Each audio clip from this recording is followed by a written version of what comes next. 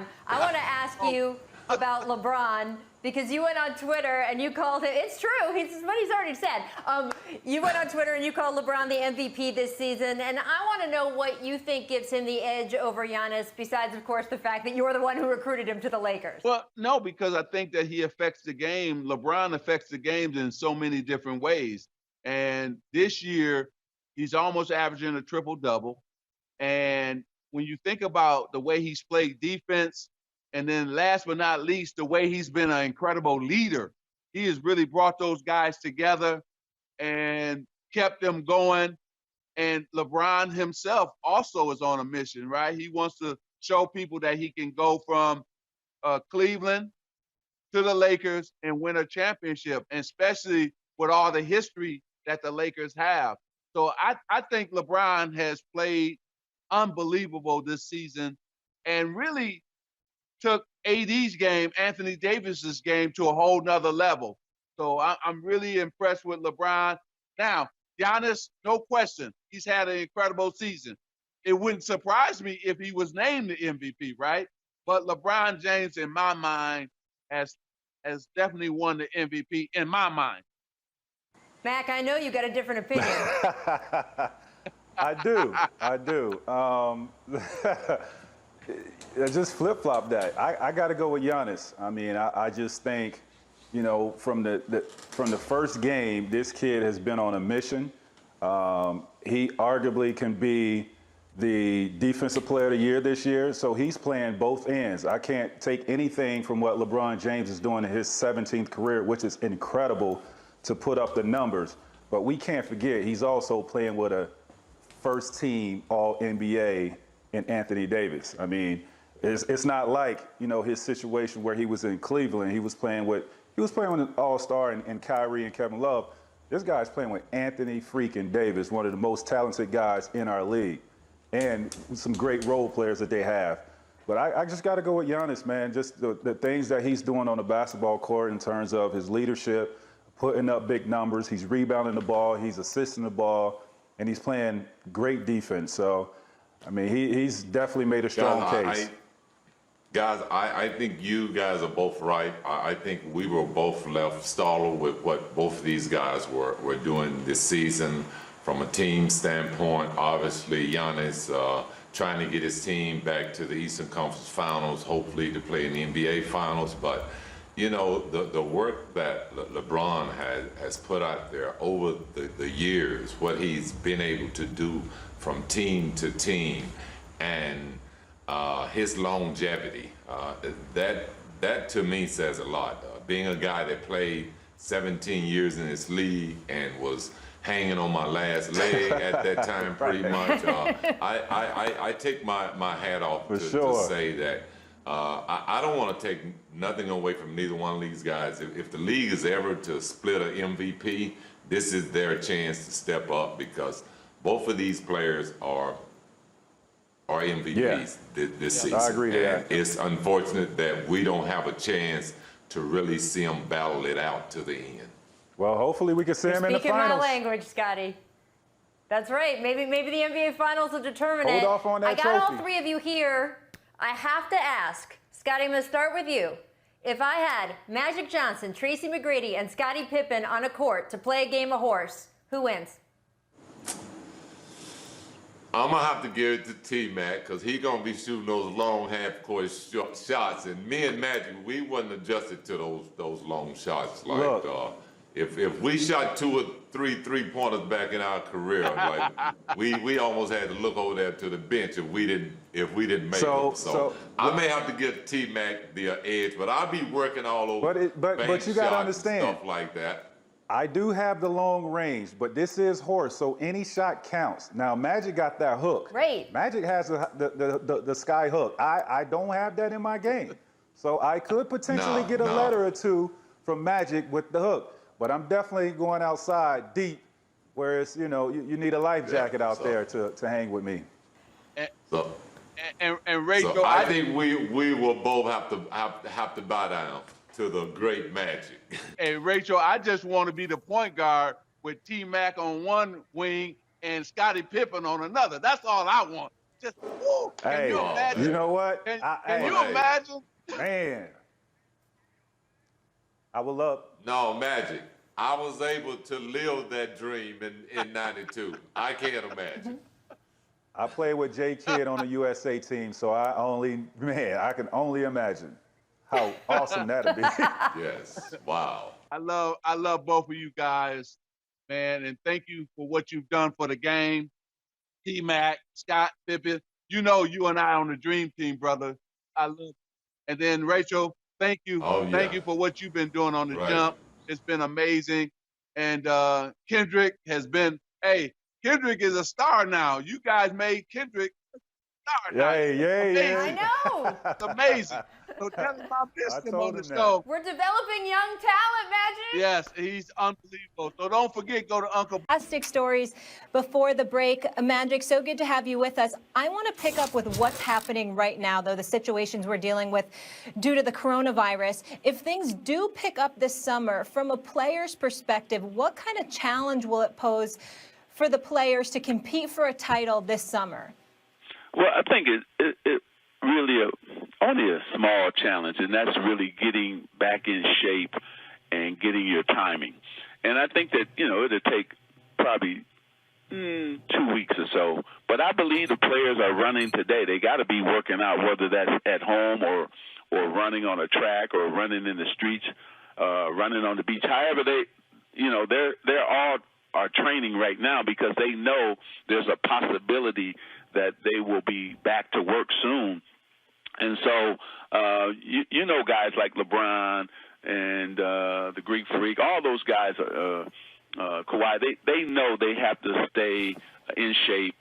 But I think that once, hopefully, this virus is over and we have contained it, then when the season does get back rolling, it'll take them probably about 2 weeks to really get their timing, because I believe all of them will be in shape going into the season to get back resumed and playing again. And I think that's all they got to get is their timing back. Magic, are you a proponent of the necessity for a few regular season games to take place before the playoffs begin? Or are you a proponent of, hey, if we got to come back and immediately the playoffs begin, so be it, just make sure there's a postseason? What is your mindset in regards to that, and what's an ideal starting point in your eyes? Do you have a problem with the league going into the summer, like into August if necessary? Yeah, I think that we do need definitely some games, no question about it. Now, you can do it one or two ways, right? You can say, okay, if it takes us too long to get back, then just have the teams maybe have some scrimmages between each other, right? Get some, so that they can get some sense of playing again. And so do some exhibitions, some scrimmages, something like that, so they can get back to understanding how to play with each other, get back into game shape, and also their timing and their rhythm. And then go ahead into the playoff, or play some regular season games, and that way they'll get all those things. So I do want a couple of games before they actually start the playoff, because it would be good not only for the guys, but it'd be good for us as the basketball fans, because we want to see them at their best. And I think that it's going to take at least a week or two to get to see them at their best. Magic, we were talking a lot about you and Larry Bird in the previous segment, and I was saying how you guys were basketball geniuses, and then at your size, it had never been seen before. And even since you had, like, Michael Jordan and Kobe Bryant were amazing physical talents with unparalleled work ethics and killer wills to win, but you got the feeling like that was what you're watching, not that you were watching like someone who saw the court in four-dimensional genius take over. And I really hadn't seen that in that package with a size until LeBron James. And that felt like you and Larry, a guy at this size who sees the game the way he does. And you were instrumental in bringing him to L.A. And now here he is on the Lakers, a Lakers team that's been one of the two best teams all season, but now had this long break. Given that LeBron, if you agree, is that kind of Larry Bird, Magic Johnson basketball genius, one of the reasons he's had such longevity, how does the break affect the Lakers and LeBron does it affect them differently than it affects other teams? Oh, it's definitely going to affect them more because they were playing so well. They were on top of their game, both on the offensive side and the defensive side. And then a guy like LeBron, who was playing, I mean, this was one of his best seasons ever, and dominating the league, it affects him too because, you know, when you're rolling, when you're playing well, as an individual and as a team, you want to keep playing. You don't want to break. And so it's going to affect him. It's just like Milwaukee and the Greek Freak. It's going to affect them too. So you want, as soon as possible, for the league to get back. I will say LeBron is just like Larry and myself, and he is so unbelievable when he's coming down that court. His head is up. He's always willing to make the pass to make his teammates better, but also too, he can go down the middle and dunk on you. And you know, he's added something to his game. He reinvented himself this season because he was posting more. He was taking those guards down or forwards down low and punishes them in the post. And I really enjoyed seeing him just reinvent himself. That's why he's having this outstanding season, an MVP-type season. Magic, a two-part question. Number one, who, if the season were to end right now, who would have been your MVP when the season stopped? Would it have been LeBron James or the Greek Freak? A, and B, based on the way the Lakers were looking, did you believe that they had finally got themselves to a point where they were the legitimate favorites to win the West, if not at all, rather than the Los Angeles Clippers? When I first started the season, Greek Freak and Milwaukee had this, you know, they started off with the best record. So I said, he's probably going to win it. But when we got to January and LeBron kept dominating, and then on that Friday when he beat Milwaukee and he defended the Greek Freak and did an amazing job, LeBron did, and dominated in scoring and rebounds and assists. Then he turned around on that Sunday. They beat the Clippers. So against the two best teams in basketball he had to go up against, besides the Lakers themselves, he dominated on both ends of the court. I said, that's your MVP. So LeBron James, to me, right now, if the season ended today, is the MVP of the league. And I'll tell you why. Because he took 8 new faces. See, people not giving him credit for this. The Lakers got 8 new guys on the team, got a new coach as well, right? So now he had to make an adjustment to all these new faces, and he still got the Lakers with the second best record. He still is dominated at a high level. So, first of all, not only is he the MVP, he's the best player in the world, and then you guys been having this argument about sports.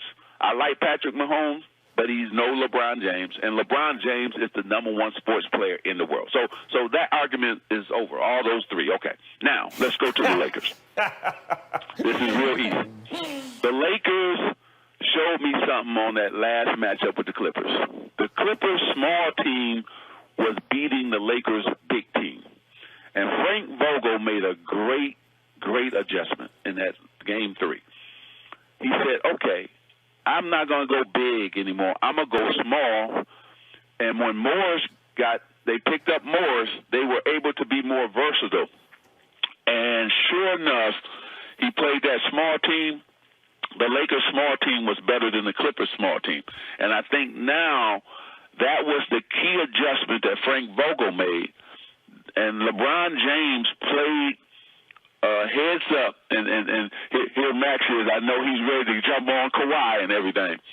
LeBron James did a good defensive job on Kawhi. Kawhi still got his points, but he made him work for his points. And I love seeing LeBron play on both ends of the court right now. And the Lakers right now are the best team in the West, and they will go to the championship if they resume playing again. I think LeBron will be playing against Milwaukee in the NBA Finals. Magic Johnson dropping gems on us. Do I think what? Do you think they win against Milwaukee? Oh, that's going to be a series, man. You know, Max, I think that Milwaukee is on a mission, and they look like that team that's saying, hey, this is going to be our year. And so I'm scared to death of Milwaukee. But I think that it'll be a 7-game series. And when it's a 7-game series and you got that man named LeBron James on your team who's been through, 8 or 9 NBA finals, and he'll bring it home for the Lakers. So if I was a betting man, I'm betting on the Lakers to beat them in 7 games. All right, we're with it. Magic, great to hear your voice. Stay safe, and we will talk to you soon. And Molly, thank you for what you Appreciate said you, bro. about getting groceries for your parents. We all should be doing that. Social distancing. Stay home, everybody. God bless everybody. And First Take, thank you for being on, entertaining us every single day. Thank you, guys. God bless. Magic, you're the